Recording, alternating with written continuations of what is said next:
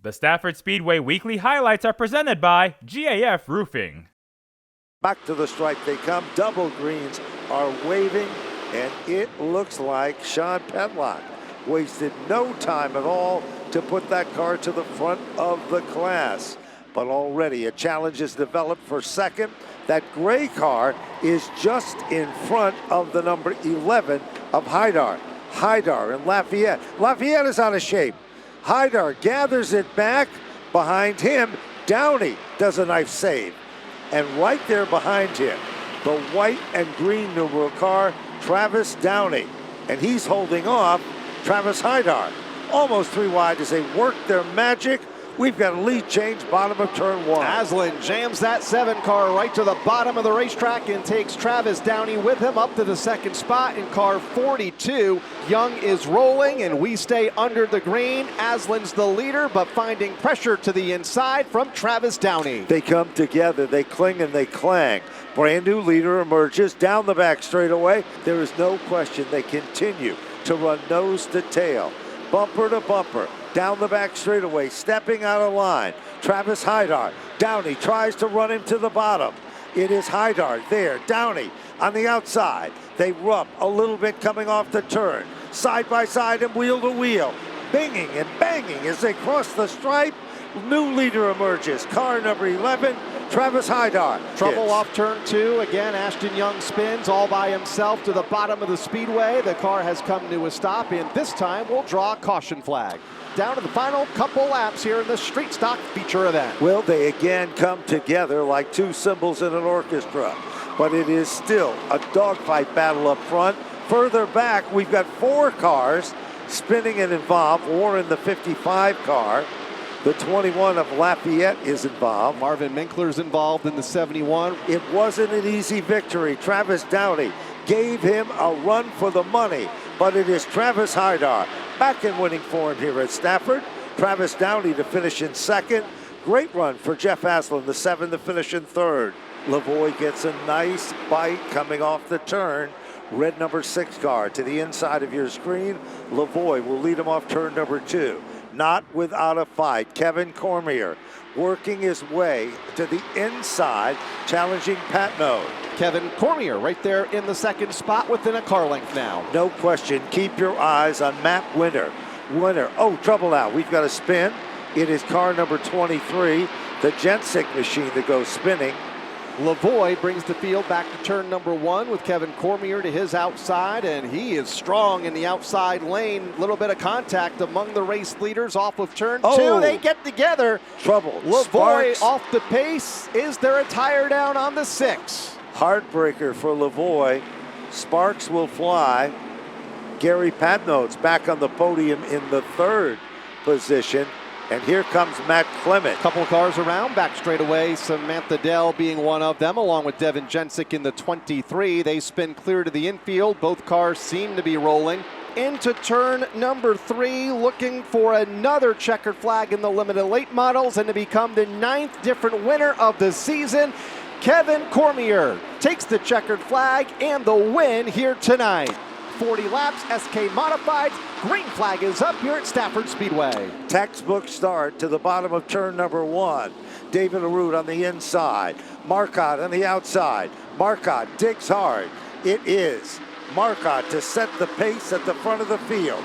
R.J. Marcotte, the youngster, with 1 victory to his credit. Last year at Stafford, he continues to work his magic in the outside lane.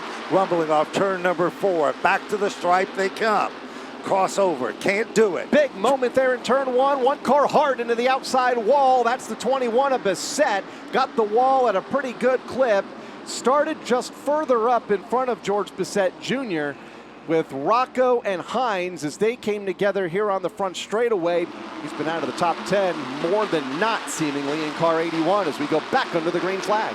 David Arute in the outside lane just shuffles its way off the turn. David Arute is the leader, and then it's Marcotte. Owen gets pinched to the outside wall. It costs Marcello Rafano a lot of valuable ground, setting in the catbird seat. Arute comes up on traffic. They touch. Car number 12, Caruso. It doesn't seem to upset the David Arute car. Looking for his first win since last August. Looking for the checkered flag here off of turn 4 for David Arute, who brings the field off the corner and picks up his first SK Modified feature win of the season. Double greens are in the air, and down into turn number 1. Zarella tries to lead the bottom shot, but it is Tom Fern. Goes to the outside. Fern gets a little bit loose. Here comes PJ Zarella. Tom Fern has had a fast car in the opening laps, but as the race goes on, it seems to go away. Trying to get out front while he can toward the front of the field. Tom Fern to the race lead. Car number 12, the Seiko Foams machine, reeling in on Tom Fern.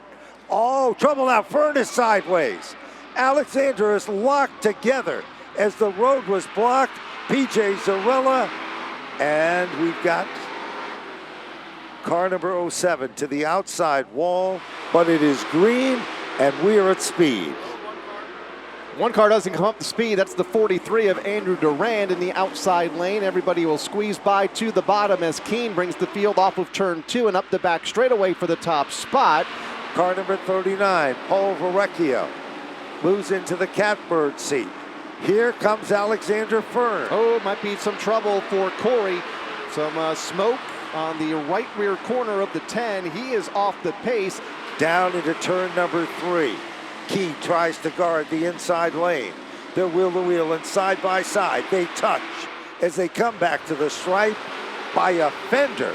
It is Daryl Keene. Verrecchio still in the high lane. Here comes Sturck. Here comes Alexander Fern.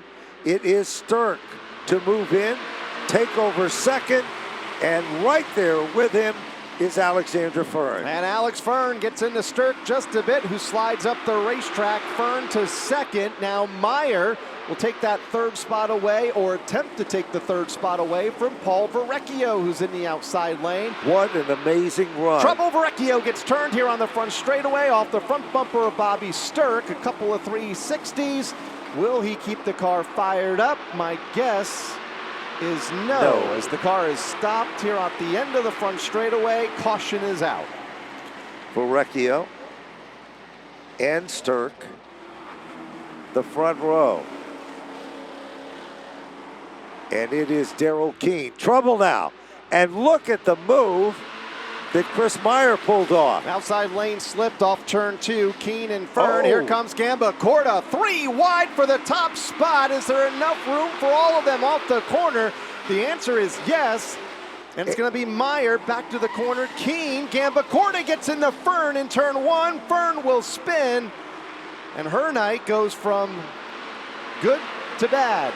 We are back underway.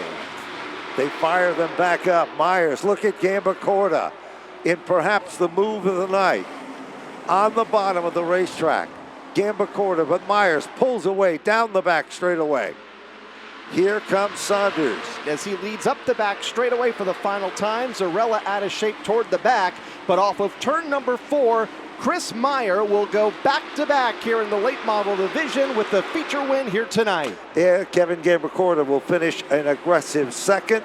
Paul Verrecchio, great comeback for third. 20 laps strong. SK Light Modifieds go under the green flag, and a great jump in the outside lane by Megan Fuller, who will lead the field to turn number 1 for the first time. Megan Fuller burned her hand bad this morning in a cooking accident in her kitchen. She's cooking of a different type right now.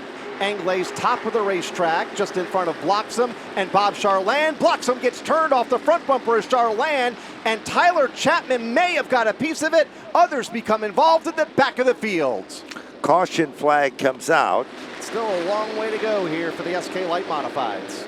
Megan Fuller continues to try to dig hard, but Chris Matthews moves to the front of the class with aggression, and right there with him, Tyler Chapman.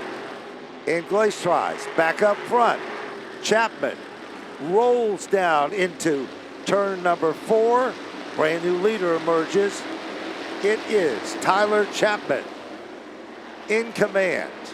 And just set the fastest lap of the race in the process while taking the top spot away from Chris Matthews. Caution is out for an incident over in turn 2. A couple of cars get together. Austin Goff, one of them. Akari in the 55, and the one of Bob Charland. And all but Austin Goff were able to pull away. So we're getting word now here that Mother Nature has finally beat us. Gonna win out. The race is official. So the unofficial official rundown is that Tyler Chapman will be declared the winner.